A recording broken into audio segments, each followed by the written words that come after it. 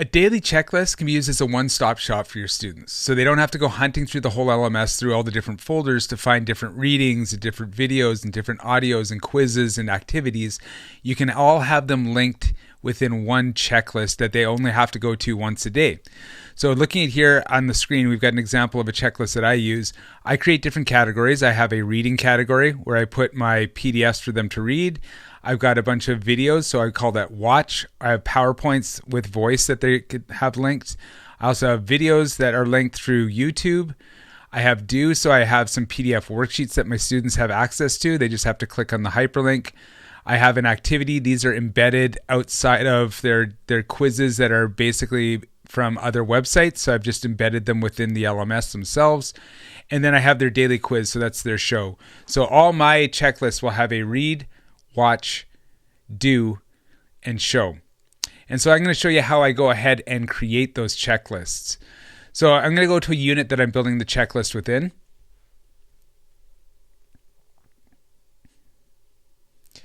So I've got my mechanical science here. So you'll notice here I've got all my information here. I've got my PDFs, PowerPoints, videos, worksheets, everything, Quizlets and all that, all within folders. Normally this is where my students would have gone to look, and you can see that it can be overwhelming or quite easy to navigate out of and get lost. So this is again why I use the checklists. So in order to create the checklist, again, I'll go back to here. I'll go to Daily Checklist, which is a folder that I've created. I'll go into New, and you scroll down to the bottom here to where it says New Checklist. I'll call that, give it a name here. Let's just call it Day 6, just as an example. Checklist, and then save. I don't put any description here. You can go ahead and name it, do whatever you want here and explain them. This is your daily checklist. Make sure you complete all assigned tasks, and then save that. So it moves into the next part. This is where you're creating them. So this is where I create my read, watch. So I create these different lists first. So I'll say this is read, and I create a new list called watch. And you can obviously, you're going to name them and use them however you want. I'm just showing you the way that I like to use them. Watch, do, and then show. So I've created my actual lists that are within that one daily checklist. Then you can create different tasks. Now, depending on how you want to, I group my tasks into like PDFs and textbook readings and other types of readings. You could actually have a task per reading that you want them to do, but I'm just going to call this PDFs. You can just keep it as task 1, whatever. So in my description, now you can add a due date. So whatever date you want to have, make sure that is done. Now, what I like about this due date is if I set that for, say, October 15th, and I have that set for 11:30 p.m., and I update that, what's going to happen is it's going to show up in your students' calendar, which is great because it's a reminder for them, and you're not always having to harp on them about getting things done. It's constantly popping up in their LMS calendar, and as long as they're logging in, they will see these different tasks that are due. Now, to add things, what I do is this. I go to my hyperlink here. So insert web link. Now you have all this access to add things. I'm going to go to content. I've already preloaded my content in here. So I will go to applied mechanics, and let's go to mechanical science. And let's say I'm working on day 1 for whatever reason. So I've got PDFs. I click to the PDFs, and I've got my 2 PDFs that I want to add into there. So what I'm going to do is where this little options tab is, I click on that. And I make sure that I keep this thing clicked as a new window, because what will happen is when they click on it, it will open it up in a new window. If they don't, if you go same frame or whole window, it will open up in the same page that they're already at. So they'll have to kind of claw their way back to get to the checklist. So I always keep that at new window. Click, and then it automatically adds it in there. So you go down to the next one, and if I click onto that and say add content, and again, I have to click through.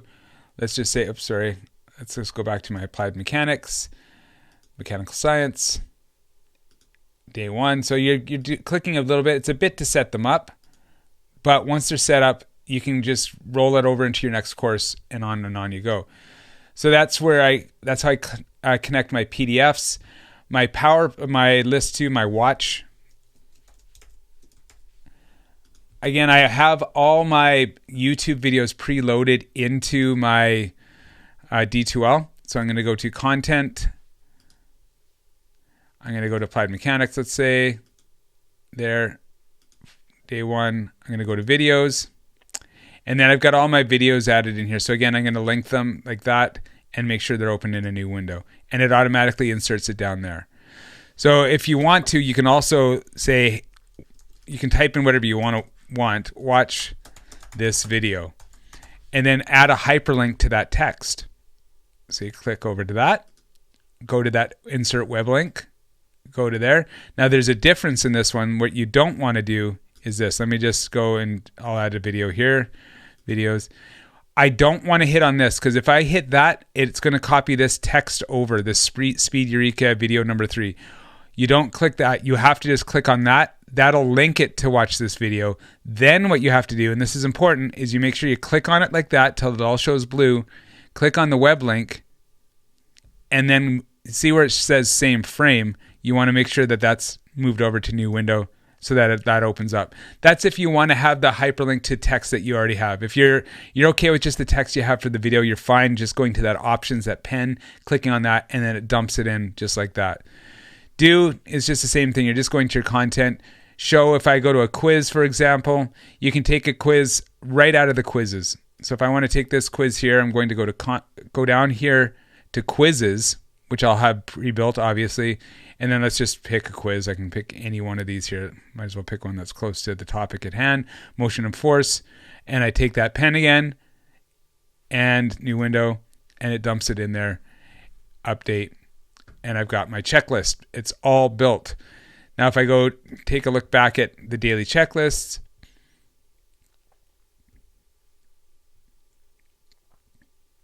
you'll see there's my day 6 checklist. There's a little description that I added in there. You'll notice that the eye is closed, so the students can't see it right now. So if you want your students to see it right away, you can open the visibility to it.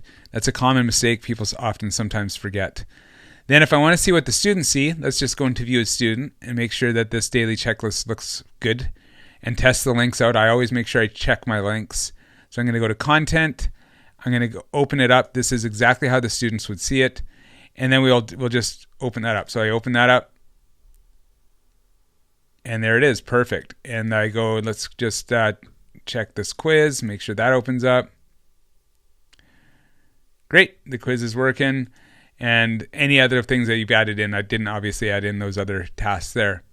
So that's how you walk through to create a checklist. Again, a very powerful tool, really helps the students out a lot so they don't have to go hunting and searching throughout all the LMS information, because for them, it can be quite daunting especially if you've built up quite a bit.